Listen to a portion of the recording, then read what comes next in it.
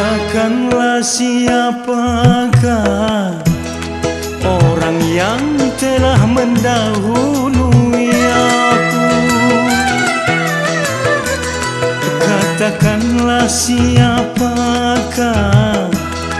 orang yang telah mendahului aku.